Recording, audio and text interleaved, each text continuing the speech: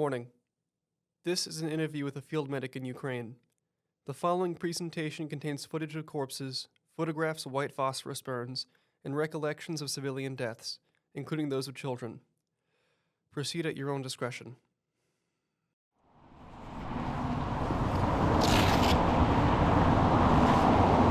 You mind if I ride shotgun? Yeah, go ahead. Thanks. Yeah, long legs. My name is Neri Duarte. I have a lot of different titles. On the medical side, I do rescue. I belong to a rescue team in Costa Rica. I'm an ambulance driver. I've been doing that for many, many years. I do have medical training, basic medical training, trauma.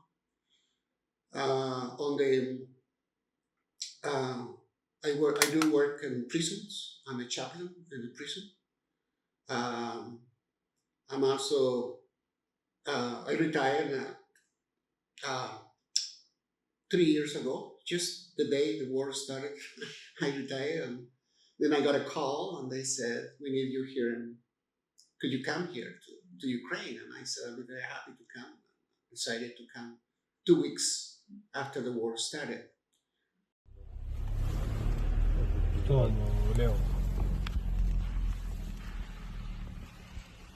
But I started off in Bucha and Kherson. We brought a truckload of supplies to that city. That was my first introduction. The Russian has just left. Everything was like completely. There was destruction in Bucha and Irpin, and there were a lot of destroyed military Russian hardware. Lots of it. I could not believe how much they had lost.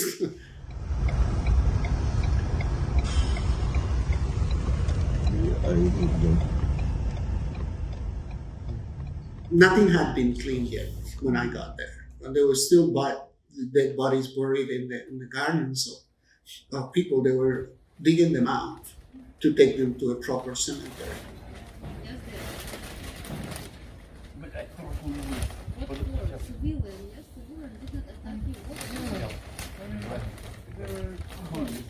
Just for fun, just like to clear the territory.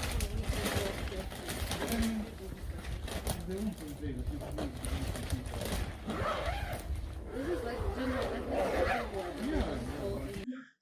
I saw at one point when they were digging a little girl from her grave and who were going to take it to the cemetery. I think around 400 or 500 civilians died in that city. I remember I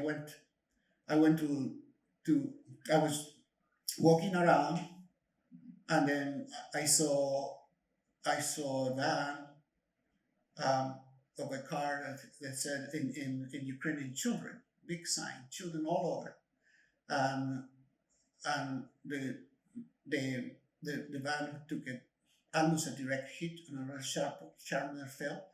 So I went in the van, and there was blood all over, seats, roof, and then children's seats, children's toys, and everything. And then a man came, and he said, all of them were killed, he said, in Ukrainian, and he started crying. And then the guy that was translated for me, said what he said. The translator was crying, and then he didn't say anything, which is out of respect. I left him there, and I left.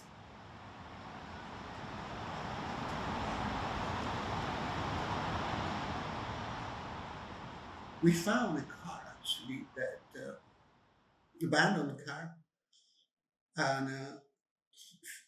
and then there was blood inside, and I said, "Can I go in? Can I look?" "No," he said. The guy, one of the local guys, the bomba, like he said, and it turned out that the door had a wire, and he showed me. He says, "What?" Like, and then and they had put like, I think the army or somebody had put like red flags around it, meaning don't come close. And the car was the car was wired. They booby trapped it? I think so, but they wouldn't let me even come near the car. And then eventually he said they were waiting for the um, the, the to disable the car. I don't know what happened. I don't know what they did.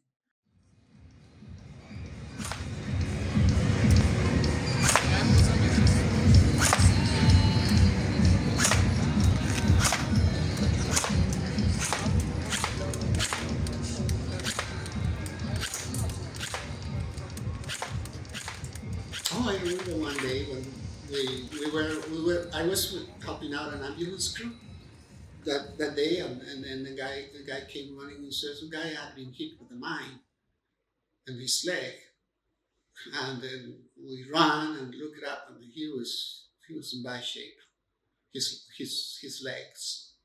So we patched him up and sent him to the hospital.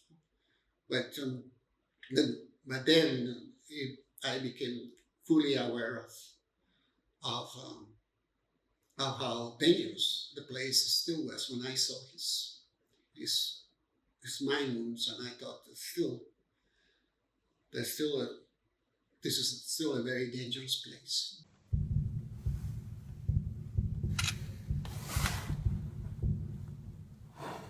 Лес уже. Да просто. Ля, так это по городу.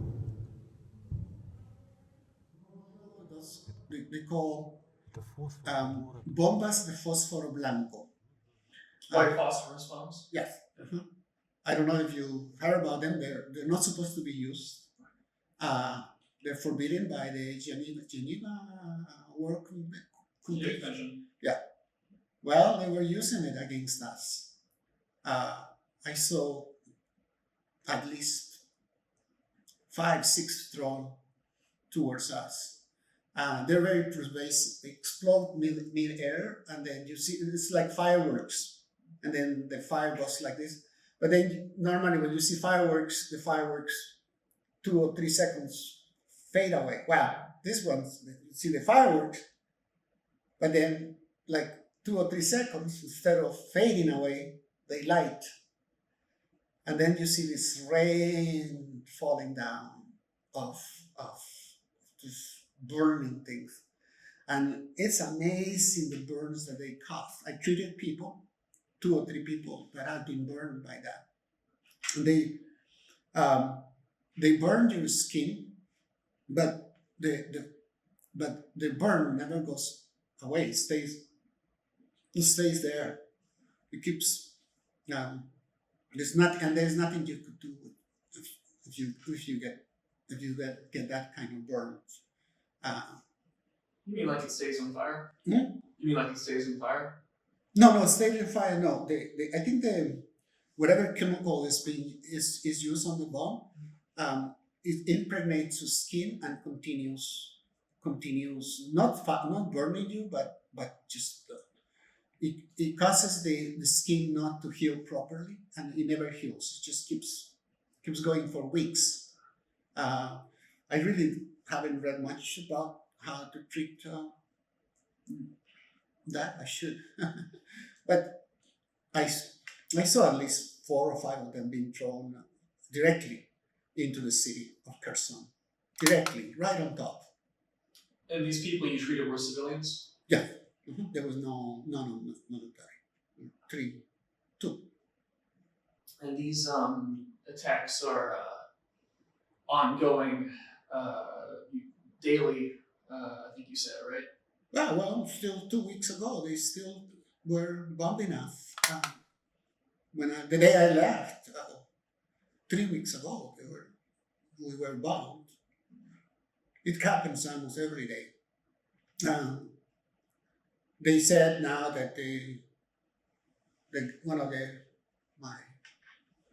my guys, they said that that it got worse because apparently the North Koreans sent a lot of that 152 ammunition. They're using it against against civilians. For no real military benefit. No, there's no reason to destroy that city. There's nothing like why. I asked one of the military captains, and I said, "Why would you do what they're doing?" He says, "Well," he said, "to create terror, to create fear." But doesn't make absolutely any military sense to do what they do. It's just it's a mindless bombing of civilians. But I hope one day when people know about it. I don't think people in the West are fully aware of how unhuman this war has been. The loss on civilian infrastructure is just tremendous.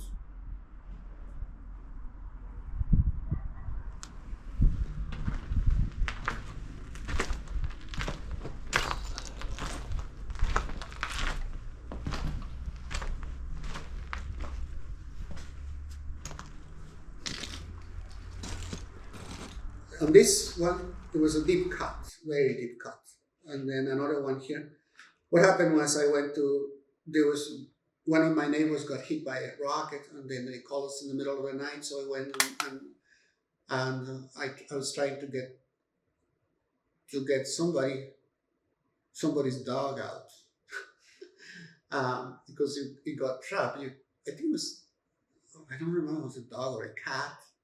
But this lady was panicking for the cat, and so I decided to go in and I pulled it. I was trying to clear it, and then I got a big cut in my finger, and I cut an artery.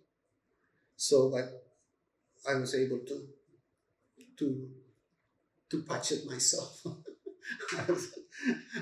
Then another cut here. Same fun. Mm-hmm. It's changed. I think that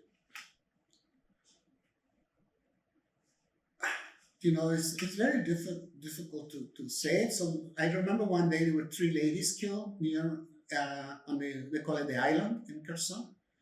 So another day there were 7 people killed in a bus stop. But the worst was on Christmas Day. There were, I think it was 18. The numbers changed, and usually you don't get the right numbers. I counted 14 casualties that day at the market. I counted personally 14 casualties, but they said it was 18. But and then some said, some news networks said there were 12. But I remember counting 14, and at least 8 of them were in a single spot. They got a direct hit, and ironically, I had just walked up that same path like 20 minutes before. So going back there, I vividly remember the 2 ladies that were selling cell phone chips. Standing there, I remember there were 2 homeless guys that always hung around there in front of the supermarket peddling money. The 4 of them died, and then 2 or 3 people that were walking by. So there were probably between 10, 12, just within that proximity. It was gliding bombs. There were at least 12 gliding bombs that fell on the market that day. There were probably 120 casualties that day. Red, black, yellow, green cases. And in the medical language, that would be critical, dead, critical, stable, and and stable conditions. So a lot of people came with cars, and we took them to different hospitals. We overwhelmed the hospital that day.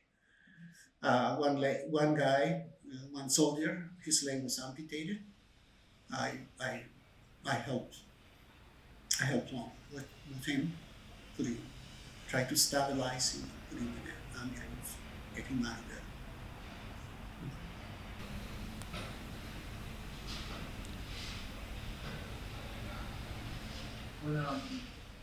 When somebody is killed in an attack like that, what's generally the, I guess you could say, standard operating procedure when it comes to clearing their body?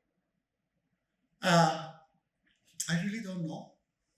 We normally leave after we declare people deceased. No, the police comes and then they have. We put them. We usually pile. Well, we pile them up in a safe place, and leave the police always takes after that. We don't. I stayed that day. I hung around because I just wanted to slowly found relatives of the dead people. Once the news got around, they start coming and to recognize them and to cry and everything. So my emergency crew left back to the we were running that day we were running a humanitarian distribution of food. So they said we're going back to our distribution. They said okay, and then I said no, I'll stay here. I said I want to just be with the relatives. So a lot of them came, and I'm a chaplain, so I just decided to hang around with them. Slowly they start coming to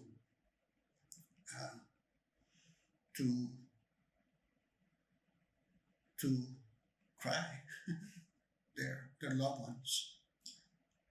I stayed there probably for 2-3 hours, but the bodies were never cleared until like way in the afternoon.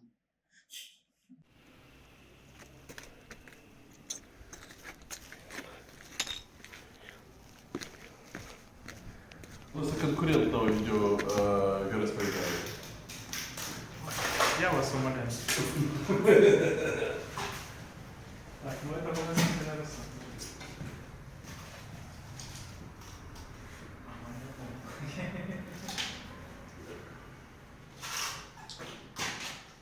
So,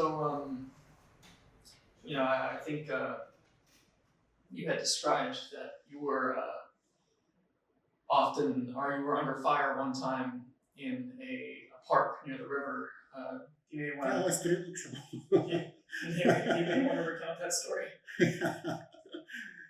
Yeah, I was, what is it? Wow. It was just 3-4 weeks ago. I was walking to the market. I wanted to get some supplies for 2 elderly people that I support. And so I decided to go around 9 o'clock in the morning to get them. But in order to go to the market, from my hotel to the market, I had to cross the big park. That park was the city of Kherson was founded by Catherine the Great, and she had her palace and her church. She founded a cathedral. The cathedral is still there. Her palace is gone, in that city. And then she had a park, and then she had a walled city around.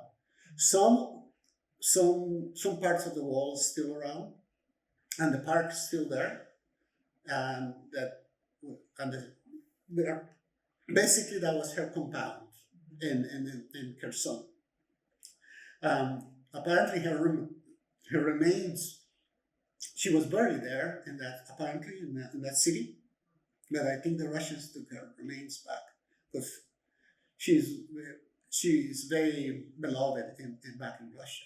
But they left the trunk, the seat where she used to sit, there behind. I don't know why they didn't take it, but it's still there.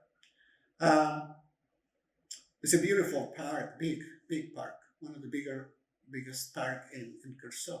So I was crossing the park by myself, 9 o'clock, nobody. Suddenly they start raining the artillery. And then I thought, why are they bombing an empty park? like how stupid, how, like, this is the epitome of military stupidity, I thought. Bombing in an empty park. But then, as I analyzed how the Russians operate, um, the Ukrainians, for example, would use, they're very highly mobile, they use artillery, they move somewhere else. Well, I don't think the Russians have that flexibility. I think they have to ask for permission, and getting a written. Well, the written permission comes, and they have to retaliate for whatever attack they receive. 2 or 3 hours, 3 days would have passed. But my assumption is probably the Ukrainians bombed them, and then I don't know how many hours or days passed, and then they retaliate against no military target. There's nobody except me. Like, don't they have, like, like drones to look at? Well, it was fog that morning, so very fog. So and then I remember one of my leaders here said, his principle is, when you bomb, if you get make sure that you get ground around you at least 5 inches high, because you know how bombs operate. I learned that well, because if you lie down, you're okay. So I went and looked for a place to run, and there was a place in which I felt safe, so I lie down, and then I thought, unless I get a direct hit, then I'm okay here so far. So I lie down there, like waiting, and they just keep bumping us. I could see the trees flying, like they hit a cafe kiosk, they hit a campground, and they had hit the theater. Very nice, huge theater that they had there in the city. Then I was thinking, these guys are, first they're bombing their own heritage. This belongs to them. Like, why did it? If they want it back, why would they want to destroy it? And so they were very close, because I could hear the explosions were like within less than 1 second. So I knew they were bombing me from a very close range. They probably used 10, 20 rockets on one person, a civilian rescue worker. They wasted all this precious ammunition on one person, and they didn't get him. They didn't get me.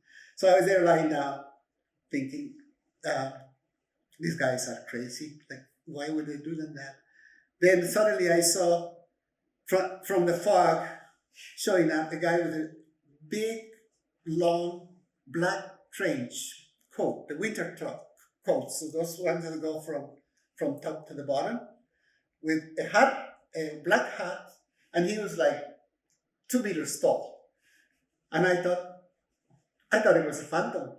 Like you've seen those movies, in British movies, of these guys walking on the street, it's foggy, and it was like I was living one of those, in real life, a British movie. But then I remember that this guy always walks in Kherson around.